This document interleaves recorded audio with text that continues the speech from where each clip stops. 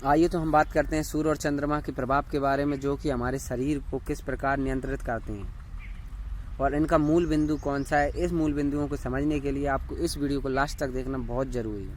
ठीक है, सबसे पहले हम बात करेंगे चंद्रमा के बारे में। तो हमारे जीवन में चंद्रमा का एक महत्वपूर्ण प्रभाव है और यह हमें एक सीख भी प्रदान करता है, जिसे समझना हमें बहुत ज़रूरी है। कहा जाता है कि हमारे शरीर में सभी ग्रहों के मूल बिंदु विद्यमान हैं। इन मूल बिंदुओं का हमारे जीवन में कहीं ना कहीं प्रभाव पड़ता है और इस प्रभाव को सभी ग्रह नियंत्रित करते हैं। इसीलिए आपने देखा होगा कि हमारे सनातन धर्म में इन नवग्रह शांति के लिए हवन किए जाते हैं। ये बहुत ऐसे कार्य किए जाते हैं जिनसे इन नवग्रहों के द्वारा जो प्रभाव है उसको कम किया जा सके। आखिरकार आपने देखा होगा बहुत से व्यक्ति दिवालिया हो जाते हैं इसी चंद्रमा की उपस्थिति में। और आप ये भी जानते होंगे कि शायद कहीं ना कहीं लोगों के पागल होने में या दिवालिया होने में इन ग्रहों का महत्वपूर्ण हाथ है या फिर इनकी महत्वपूर्ण भूमिका है। इस भूमिका को हम इस प्रकार समझ सकते हैं कि जो हमारे शरीर में नवग्रहों के बिंदु विद्यमान हैं, उन नवग्रहों के बिंदु में सर्वप्रथम हम चंद्रमा और सूर्य के बारे में बात करेंगे। तो आइए तो हम पहले बात करते हैं चंद्रमा के बारे में। आखिर चंद्रमा हमारे जीवन में किस प्रकार प्रभाव डालता है और इसका मूल बिंदु कहाँ उपस्थित है, और आखिर हम इस बिंदु को क्या समझने का प्रयास कर रहे हैं। और इससे बहुत से लोग इसके साथ में छेड़छाड़ भी कर रहे हैं, जिसका प्रभाव उनके जीवन में बहुत ही घातक हो सकता है। ठीक है, तो आइए हम चंद्रमा के बारे में जानते हैं। चंद्रमा एक प्रकार से कहें तो हमें शीतलता प्रदान करने वाला कहा जाता है। चंदा मामा दूर के और पुए पकाए पूर के। ठीक है, तो चंद्रमा है उसका मूल बिंदु हमारे मस्तिष्क में। हाँ जी, जो मैंने अभी उंगली रखी है यहाँ पर चंद्रमा का मूल स्थान है। कहा जाता है कि अगर ये गर्म हो गया, जो हमारा चंद्रमा है, अगर ये गर्म हो गया तो हमारे सारे काम बिगड़ जाएंगे और साथ ही साथ हमारे जीवन में अनेक परेशानियां उत्पन्न हो जाएंगी। ठीक है, आपने देखा होगा जब कोई व्यक्ति गर्म हो, बोलेगा मेरा मत्था गर्म हो, लाइव तवा। ठीक है, इसीलिए इसका शीतल होना अति आवश्यक है। ये चंद्रमा को प्रमाणित करता है। ठीक है, इसका और यह जो हमारा चंद्र है, ये हमारा चंद्र है, इसकी एक प्रकृति यह है कि जब तक यह शीतल रहेगा हमें हर परेशानी, हर समस्या से समाधान मिलता रहेगा। और कहते हैं शांत मन में ही शांत विचार आते हैं।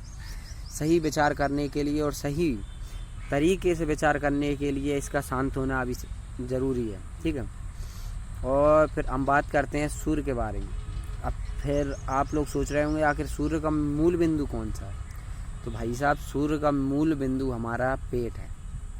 ठीक है, नाभि मंडल जिसे बोला जाता है। हालांकि 7 चक्रों के बारे में मैं आपको नहीं बता सकता, लेकिन ठीक है, अभी हम बात कर रहे हैं उसके बारे में जानते हैं। तो जो सूर्य है उसका जो मूल बिंदु है हमारा पेट है।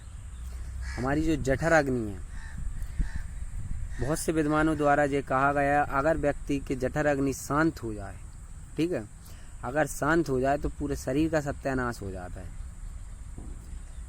और तो आप लोग समझ ही गए होंगे कि आखिर मैं क्या कहना चाह रहा हूँ कि सूर्य गर्म प्रवृत्ति हमारे शरीर को जब अगर किसी प्रकार अगर हमारे शरीर में मौजूद जठर अग्नि शांत हो जाए या ठंडी पड़ जाए तो हमारे शरीर का सत्यानाश हो जाता है।